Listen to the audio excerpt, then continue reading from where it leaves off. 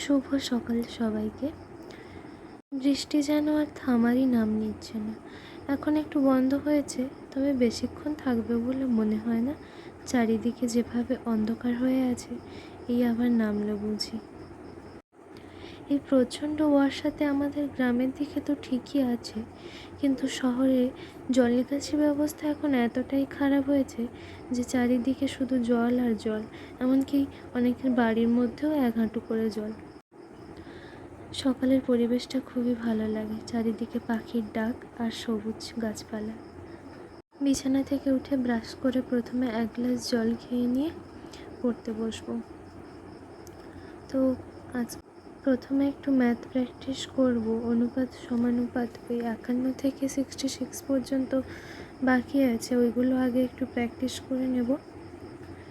সুবীর দাসের বইটা থেকেই আমি গণিত প্র্যাকটিস করি আর ক্লাস করি মৃন্ময়ী স্যারের। অসম্ভব ভালো ক্লাস করান উনি। তো আমি গণিত প্র্যাকটিস হয়ে গেছে, তারপরে রান্না করতে এসেছি। তো মাছগুলোকে ভেজে তুলে নেব প্রথমে।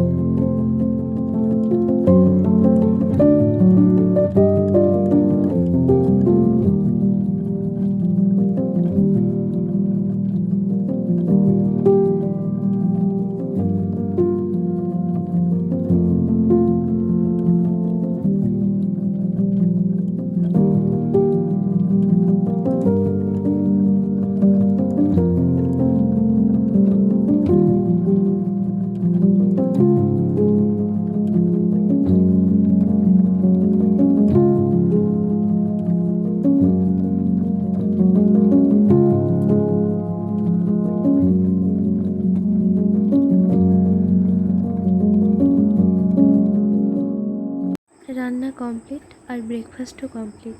এবার একটু চা খাবো, খুব ঘুম পাচ্ছে, তাই ঘুমটা ছাড়ানোর জন্য একটু চা করছি। জল বসিয়েছি।